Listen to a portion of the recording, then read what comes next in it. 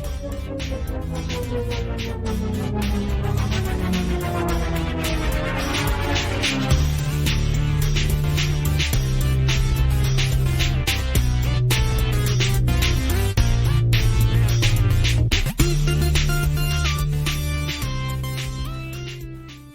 hello and welcome to Hardie Party of 5.5. Today is a very special episode. It sure is. It's our 100th episode. I cannot believe we've done this 100 times. It's hard to imagine that we've thought of 99 other things to talk about.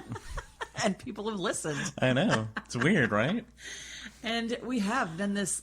We've tried different rooms in the house. We've been in different For a long time we were in our closet. Right, and that was really good sound. I think when I go back and listen to like our first episodes, I think, oh, this sound, because we were just sitting at learning. our kitchen table, you know. Yeah. And our first episode was April 21st, 2019. So it's been 3 years. That's weird, right? That is so It doesn't feel crazy. like it. And our first episode was called Slap Me, Please. That's right. Mm-hmm. And basically it was a creative way to talk about people we'd like to meet. Right. Yes. So we kind of just ran around the table with everyone to find out who everybody liked. And who, if you could be slapped by someone and not care, right? Who would that be? And for me, it was Harry Connick Jr., and it still would be. So, Harry, if you're listening, you know let's talk, buddy. I need to go back and listen to this episode. I don't know who I said. I'm not sure. I have no idea. And has that changed for you? What, my person? Yeah. No, I still want to talk to Harry. He can slap me anytime. I don't know. I don't know if I would receive a slap nicely from anybody, but I don't know. Did I say Laura Bush? Maybe. I don't feel like she would slap you, though. She's way too nice for that. It's way too Southern. Yeah. Southern charm. Yes, I don't know. Anyways. So we've done some crazy stuff over the years. It's weird to say years on this because it doesn't feel that long. It doesn't. We've done taste tests. We did burger taste tests. Mm-hmm. Coffee. Did we do coffee? Coffee. Mm-hmm. Okay, no offense to anyone out there that has a Starbucks addiction, but we found out that Starbucks was the worst tasting coffee. That's why they call it Starsucks. It tasted like burnt garbage. Really I'll be did. honest. It really did in comparison to the I've never others. liked their coffee. So, anyways. Their coffee to me is like a dessert in the afternoon, and it's got to be loaded with all kinds of things to make it blonde and sweet. Oh, yeah. I've gotten to where I don't go to Starbucks in general, but the only time I do is if I'm stuck at a casino working, and it's the only coffee that's available. Hopefully they'll have it in my room so I can just make it there. Yeah. But that's about the only time I go to Starbucks. I've even tried to cut that out. Like, I don't even have coffee if it's just Starbucks. You've kind of gotten away from coffee. Yep. I, however, am drinking coffee. From today, coffee is brought to you by San Diego. Every time Scott goes out of town, for the longest time, he would bring me a coffee cup back. And we have a bajillion thousand coffee cups from all across the entire world. So you're wiping them down and you're going to use them? Yep. All of them. They're all everywhere. They're stuffed in the cabinets? I really just have my favorite. Like, I use this one, and I use Yellowstone a lot. Oh, yeah. Yellowstone's my favorite. My go-to is Universal with the King Kong. Yeah, that's my go-to cup. So some other things we've done, we like to do travel guides because we love to travel. We do. And we've done Cape Cod recently. We've done Epcot. We've done Orlando in general when we went to Universal and Disney. We've done Seattle, which was a cool one. I love Seattle. And we've got some coming up. We're going to do New York soon. We've been to Barcelona twice, so we're going to do Barcelona for y'all. So we have travel guides coming. Yeah, and Maine. I think we're trying to hit Maine this Yes, fall. we're going to do the main thing for our anniversary in the fall. Yep. So lots of cool travel stuff coming up. Excited about that. And a big thing for us has been this month in history. Yes. And Rebecca, describe to us why we do this month in history. So I can learn about history in a fun way. That's right. We're trying to make history fun again. And it's like more from game show where I try to stump you with history questions. Yeah. Because you've always loved history. Oh, yeah. And it's no surprise. And I want other people to love history too. Or not, if you don't love history, at least have an understanding and an appreciation of history. I think you've been successful in that with me. You are more historic than you used to be. Absolutely. And we've gone from game show to now, lately we've had a couple of historians on, which is pretty cool. We had a Lincoln Scholar on. Oh my gosh, you're such a nerd about this stuff. I was fanboying over the Lincoln Scholar. Oh my goodness! Yes. So we've had some cool stuff. Those are pretty cool. When we have those people on, those historians and stuff I don't know about, I'm so self-conscious. I'm like, I'm going to ask the dumbest question, like, who won World War One? Yeah. And or two, or any of them, honestly. And what have you learned to say? You just told me to say, we did. Yes.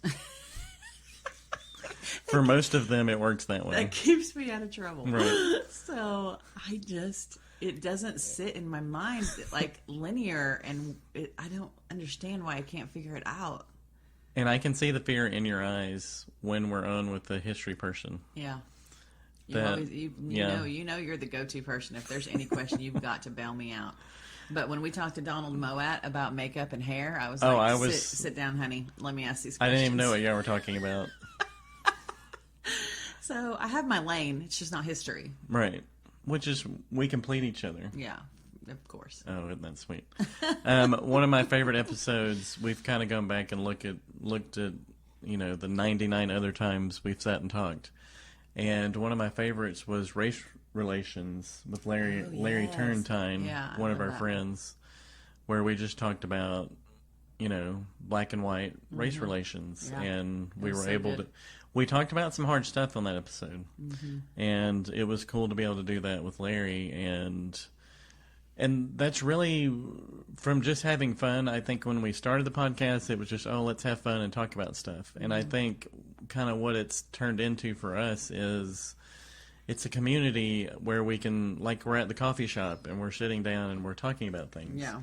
And we can have somebody come over, like, oh gosh, so many guests that we've had, and maybe we don't agree on everything, but we can find a common denominator that we can talk about, and we learn something about that person. Yeah. Like we just had Darth Vader on. Yeah. Hey, Darth, come on over. Yeah. Who has coffee with Darth Vader? We do. We do. So, and just, he's from a totally different world, and he's from the Ukraine. He's half Ukrainian, half Russian. Circus performer. In reality, we would have never met. We would have never... interacted, but through the show we were able to sit down and talk with him, and it was just a fascinating conversation to learn about that person. Yeah. And I think that's really what this has turned into is, and from a Christian perspective, because we are Christians, so we're going to look at it in a Christian perspective, but I love having people on from all walks of life to just talk about life and talk about their story. Right. And I think that's really what's been cool. Here's some of the guests we've had. Well, can I tell you one of my favorites first? What's that? Yeah. One of my favorite episodes that we did was episode number 4. Called Why Me? And it was Rick Weintraub. Yeah. So if you haven't gone back and listened to that, we would put him up there with celebrity status, of course. Oh yeah. With people that we've talked to, but he was probably one of my favorite. We've known him for however long, a long time, 20 plus years. I learned a lot about him that day, even more than I didn't know before. So, anyways, he was super fascinating. That was one of my favorites. But now, who else have we had on? Okay, I may have not. I try to create a whole list, but I may have missed some people. We've had Anita Renfro, the hilarious comedian. And one of your good friends. Yeah. We've had Dave Wilk, who's with 4 Day Weekend. Hilarious comedian and one of your good friends. Yeah. We hang out on corporate tours and go bowling and such. We had Gabby Graves from the Disney Channel, who's awesome. Yes. She does voiceover work, and she's been on Disney shows. We've had Eric Weinmeyer, who is the first blind person to summit Mount Everest. That's right. And then he also kayaked the Grand Canyon. Yep. So that's crazy. And I've done shows with him, so that's kind of the connection there. We had Eric Nadell, Hall of Famer. Also, yeah. Hall of Famer from the Texas Rangers, radio host. He was so radio play-by-play man. We had Nick Troutman, who's like a world champion kayaker, which I think helped us seem cooler in Drew's eyes, because Drew's a big outdoorsman, so I felt like we were a little cooler with Drew. We moved up a notch. Maybe. We had Steph the chef. I loved her. Oh, it was awesome. And she was so great, because she came back on another episode and judged our cupcakes. She did. She judged our little old cupcake. I know. Who are we? I know. We had Janie Reed. Olympian Softball player. We had Thomas Tulak from Hook, our favorite movie ever. Too Small. Yep. when I read these names, I'm like, how did this ever happen? People ask me that all the time. They're like, how do y'all get these people? I'm like, you just got to think outside the box, people. that's right. We had Scott Patty is pregnant. Pelton from League of Their Own. Own. We have some big news coming up with that. Another League of Their Own guest. Yes. And you're freaking out a little bit about that. A little bit. Yep. We've had Susie Hunter, who was the person that she went to she spent a summer going to every baseball stadium, which is what we want to do. So maybe not in one summer. Well, eventually. We had Donald Mowat, which you mentioned, who's like a Hollywood makeup artist and hair guy, and he's been on all the big movies, Blade Runner and Dune, and he recently did the Disney Plus show. So just crazy that we were able to talk to him, or you were able to talk to him, and I just hung out. We've had 3 Olympians on the show, 3 other Olympians. Yeah. Janie was an Olympian too. We had Ashley Caldwell, who's an aerialist. We had Katie Burrell, who came to us from Austria, and she is a bobsledder. And we talked to her. Remember, it was really early in the morning. Yep.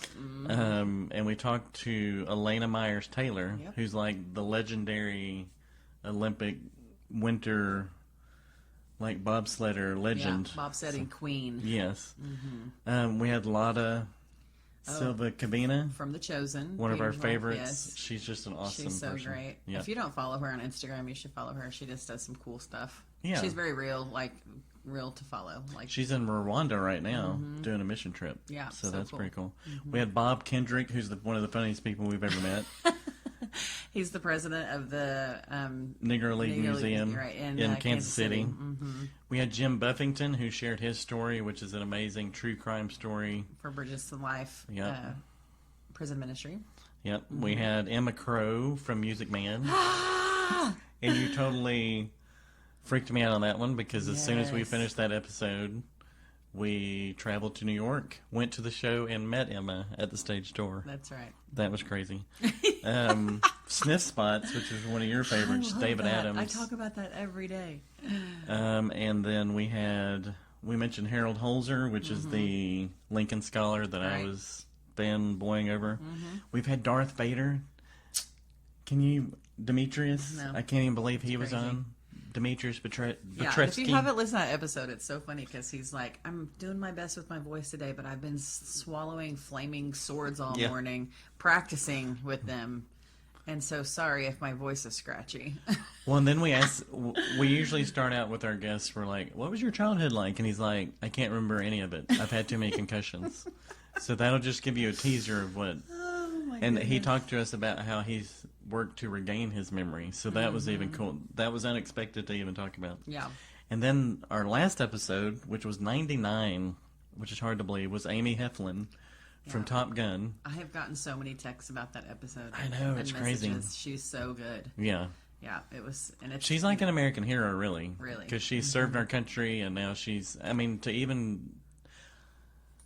get on a 747, and I'm good with that. But I can't imagine. I was like, where are you going? I don't know. with Where this? am I going with this? I can't imagine being in the cockpit and going Mach 1 or 2. It's a lot of buttons. It's a lot of buttons.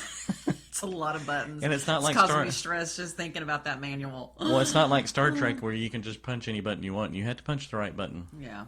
And just to be able to go that fast and maneuver that plane, it's just, it's unbelievable to me. Unbelievable. Yeah. But I do kind of think that we're constrained here on the ground by roads. We're tethered to the earth. We're by roads. And up there are no roads. You could just literally go wherever you wanted. This reminds me of a quote. Roads, where we're going, we don't need roads. What is that from? Back to the Future. Oh, yeah. See? He's hovering. Yeah. Doesn't need roads. So you're saying you just feel free in the skies? I can see that. I can see there being a rush of now that leads to another logistical problem in my mind of all the other planes in the air that you have to watch out for. I don't know how they all don't hit each other. Well, you have air traffic controllers that are They are helping the with most that. important people in this picture that never get talked about. I'm assuming.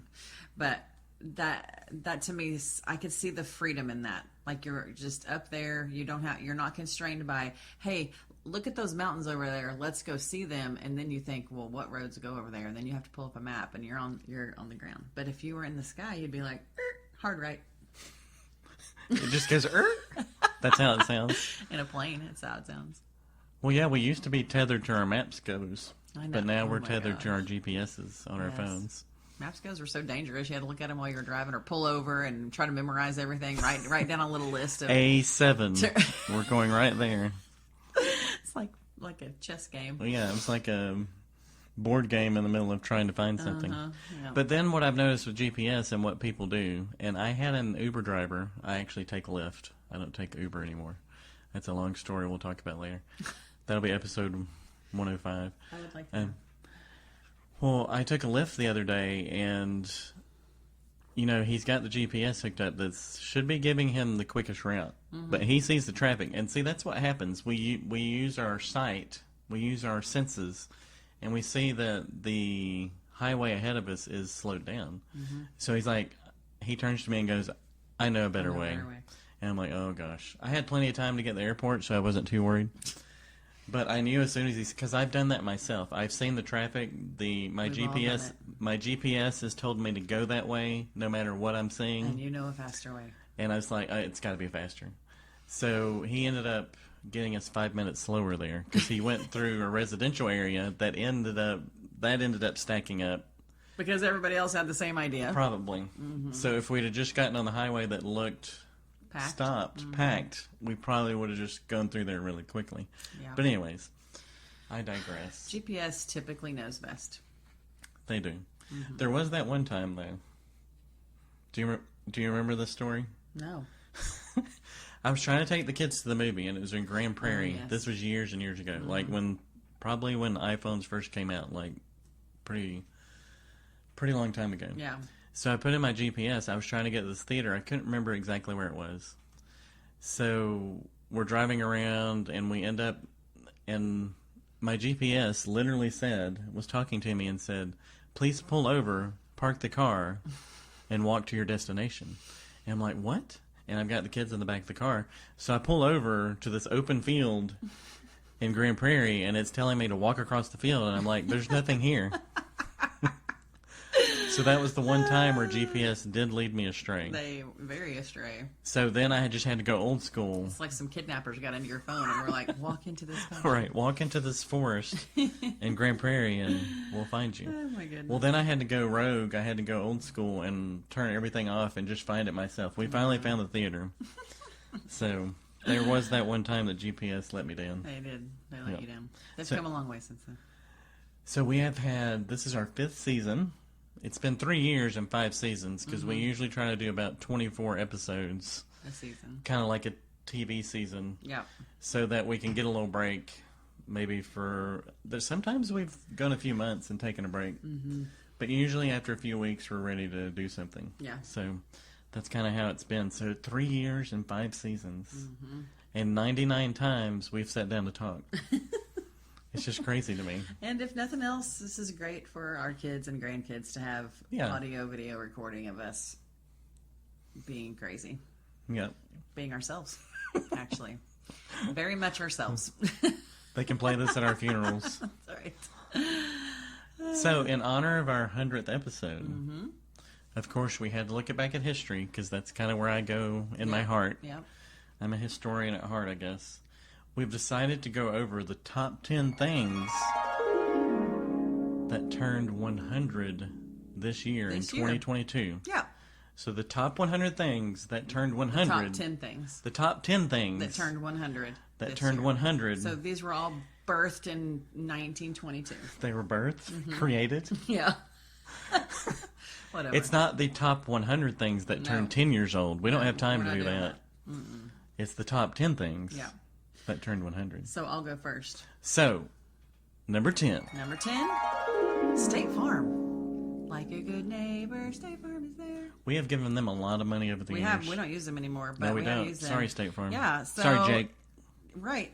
this is so interesting because, okay, they insure cars and homes and stuff like that. Now they are ranked 36 on the Fortune 500 list of because the we've biggest given companies. them our money. Right. But every big company had to start somewhere, and this company started with a retired farmer and insurance salesman, which makes perfect sense. Why did we never think of the word State Farm? Dun, dun, dun. Whoa. I mean, that's crazy. So, anyways, it was originally like a single line, like just auto insurance. Yeah. But now they do everything. And it was this guy named George Jacob Merkel.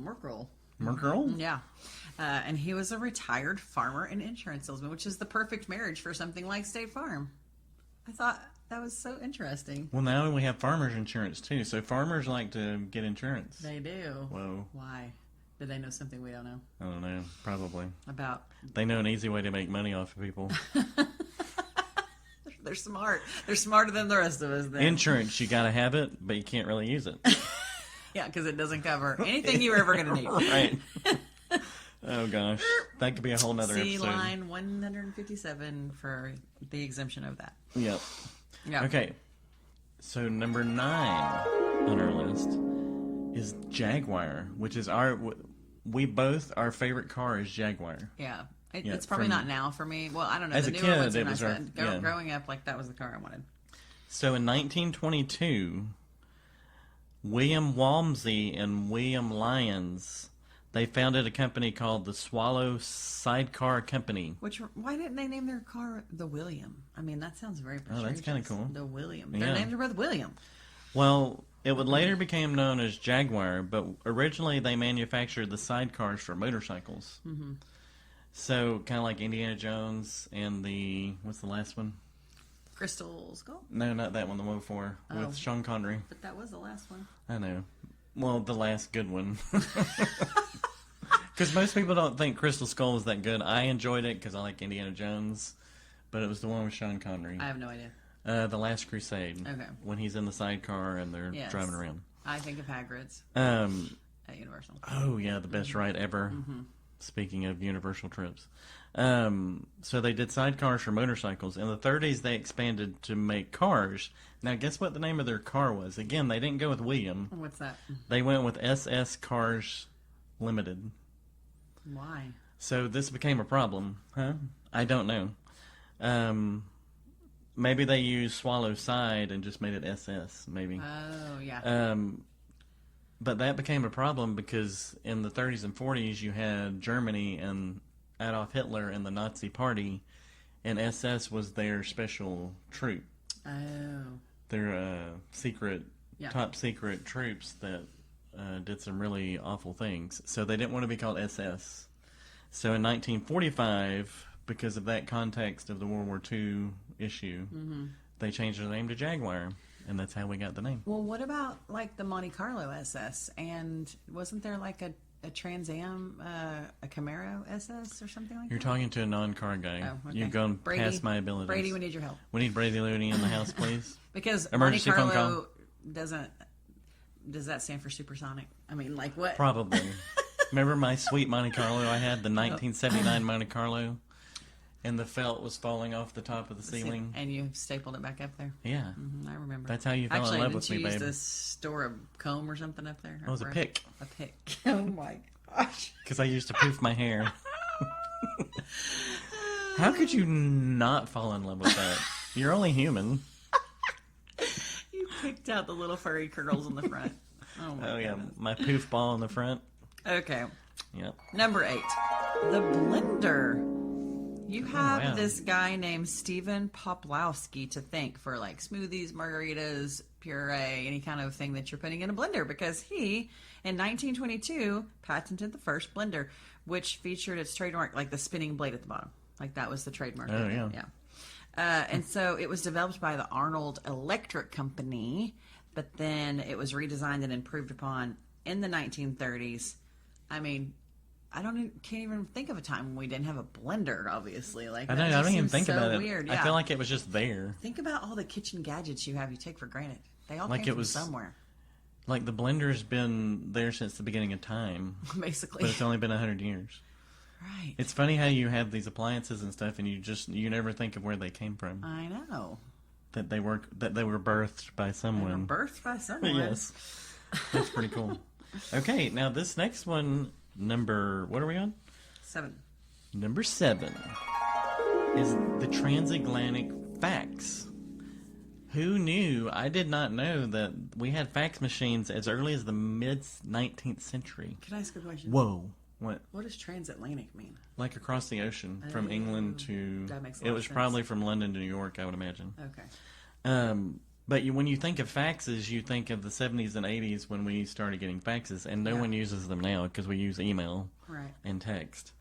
But RCA, the company, offered the first transatlantic fax service in 1922. And back then, the fax machines, they weren't used for private business, which came later.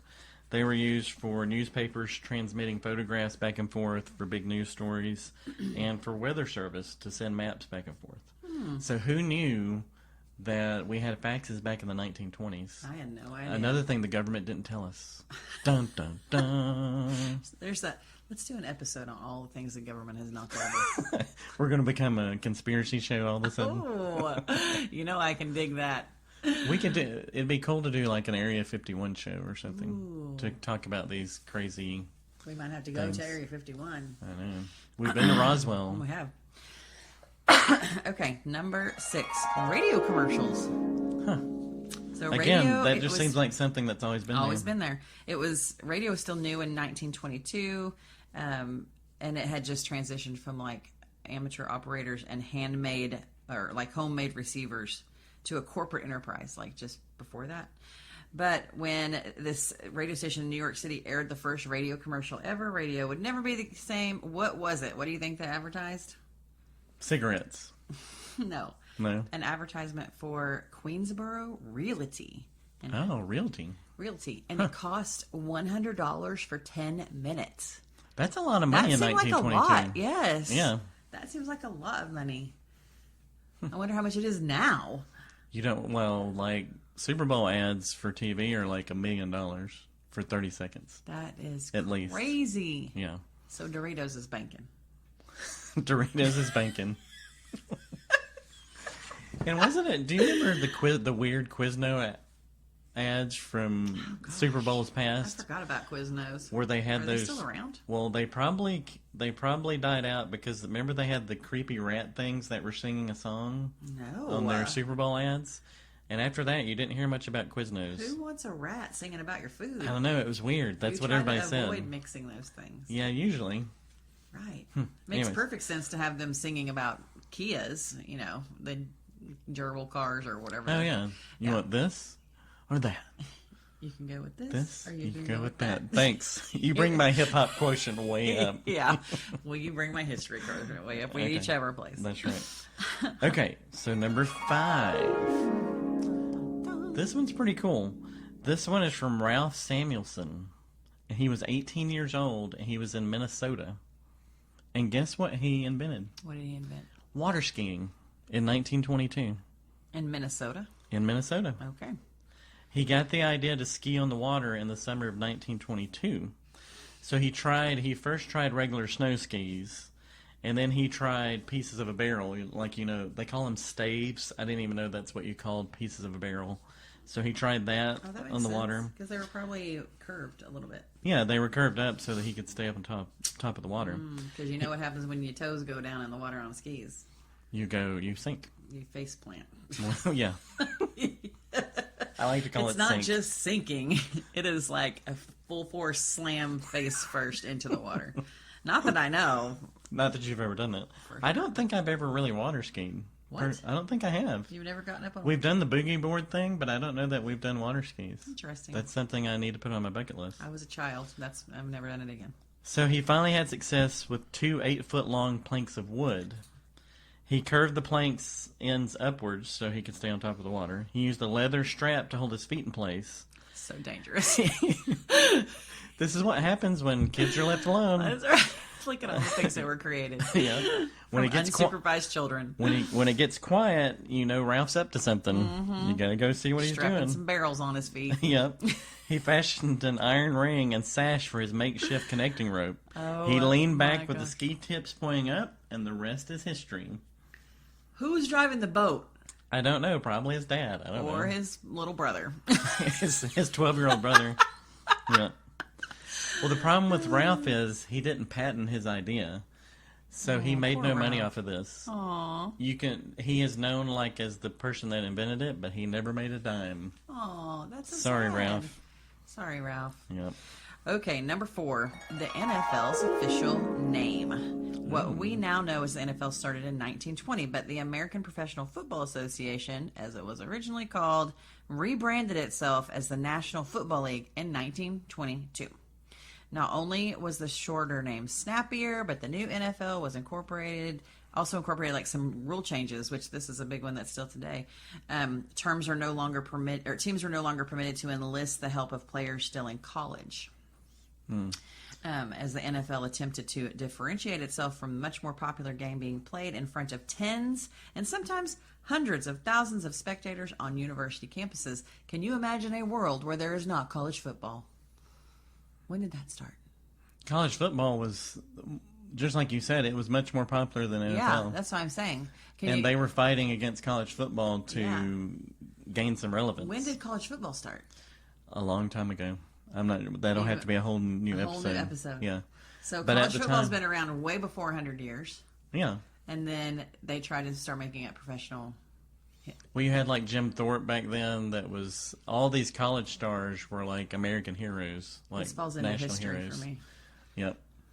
So when you say like the answer is no, I don't know. Like, And if you kind of think about it, I think the NFL took over for a long time, but I think like college football is still pretty big. oh, it's So, definitely big. And now There's a lot of people that are disenfranchised with anybody that's getting paid for a sport professionally, and so they are all. A lot of people are switching to colleges. Well, but also now that the players are getting paid in college now, that's made some. That's through the that's whole just name and recently likeness happened. thing. Yeah. So they're trying to figure all that out. So I feel like college may be a big rival again because the kids are making money now. You don't have to necessarily go professional to continue your career. So. Yeah. Okay. So now we're to number 3. And we've been to this one a few times. The Lincoln Memorial. Yep. It took 8 years to construct, and obviously it's in Washington, D.C. It was May 1922 that they finally unveiled it. And listen to the people that were there. It's kind of a cool list. You had U.S. President and Chief Justice of the Supreme Court, William Howard Taft. He's the really round guy with a big giant mustache. Robert Todd Lincoln was there. And remember when we talked to Harold Holzer, we talked about how John Wilkes Booth's brother had saved Robert Todd from a train accident. Like less than a year before his brother killed his dad. So that's kind of crazy. That's so weird. You had Robert Morton, who was the president of the Tuskegee Institute. Okay. And you had the president Warren G. Harding and Vice President Calvin Coolidge were all there. And how tall do you think Honest Abe is sitting inside I have stood the Lincoln Memorial? I'm going to say he was 25 feet tall. 25 feet? Is that your final guess? Yeah. Hey, we're back to this month in history. He's 19 foot tall. 19 feet? Okay. Yeah. And he looks over the reflecting pool Yeah. toward the Washington Monument. I always like that his hands, are the AL. Yeah, for sign language. Yeah, for his I'm doing both of these. What's the A? A. A. Boy, that's a hard one. Yeah. A. Okay. So, and of course, millions and millions of people go there every year. So. Yeah. Okay. Number two is kind of cool. On the heels of our 99th episode, it is the USS Langley. It's It's the first U.S. Navy aircraft carrier. It was commissioned in March of 1922. But for 2 years, it kind of set as a laboratory, like to study things in and stuff like that. And then, history stuff.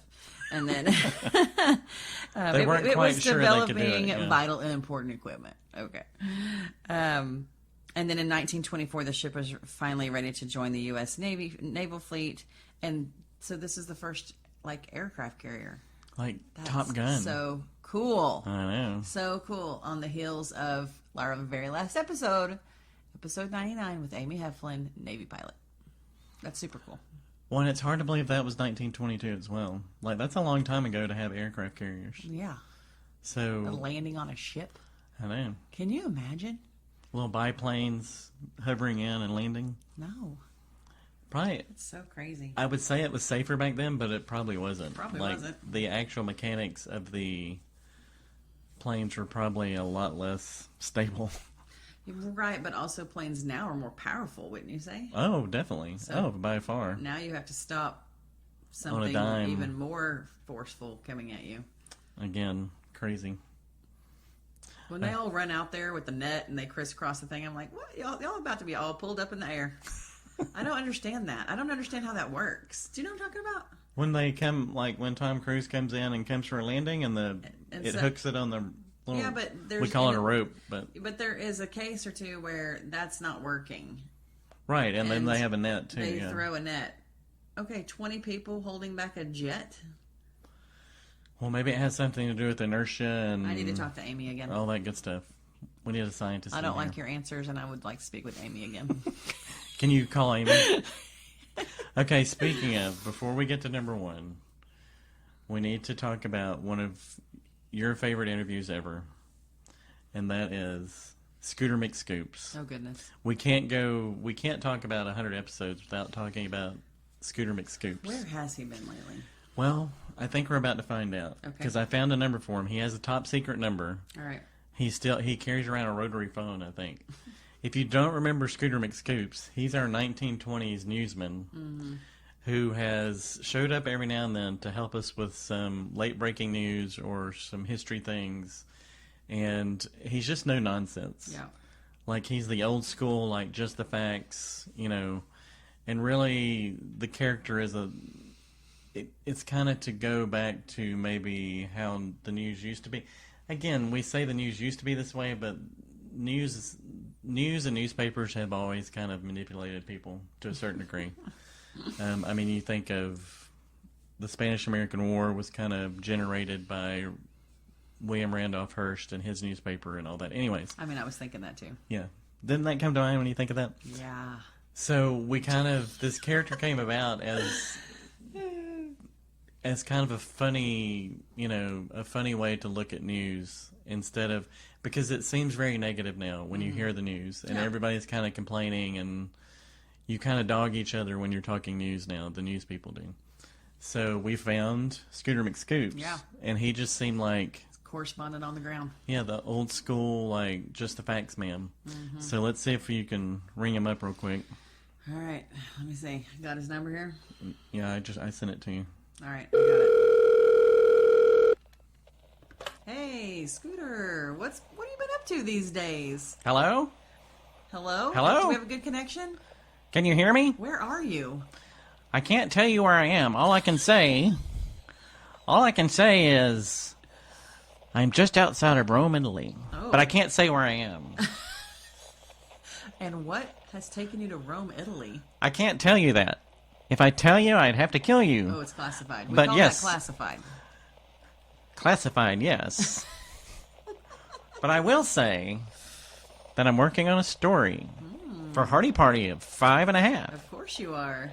That's intriguing. It's been months and months of research.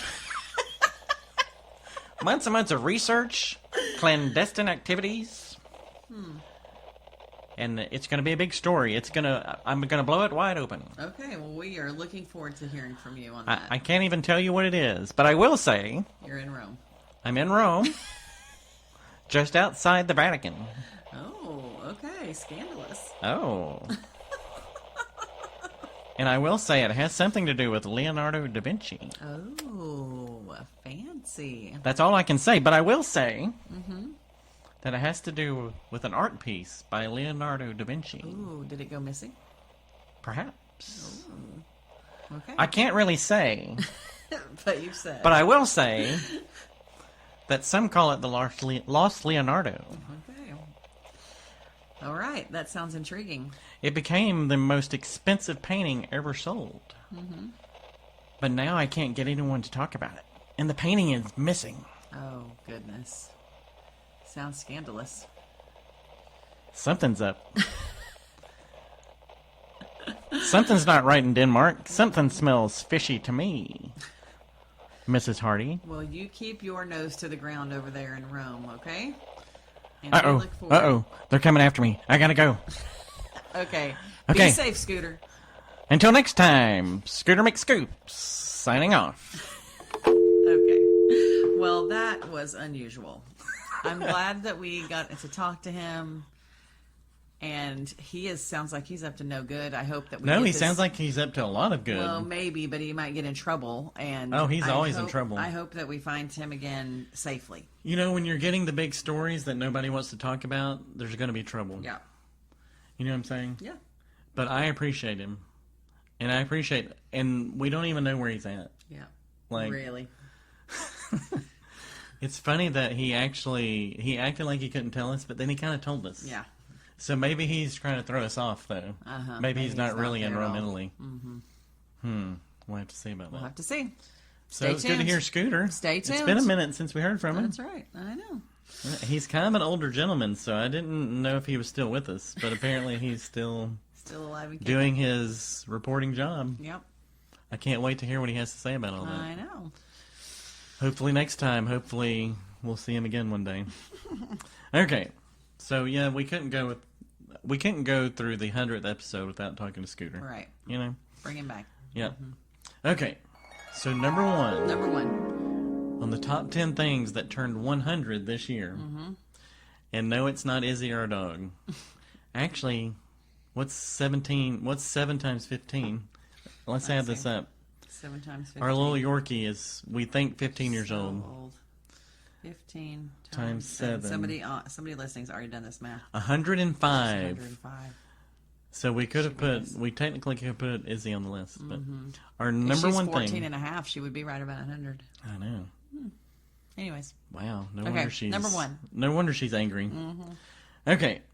Laugh-O-Gram Films. What is that? I'm going to tell you the rest of the story because you've probably never heard of Laugh-O-Gram Films. It started in Kansas City, and it was a cartooning project that this guy started.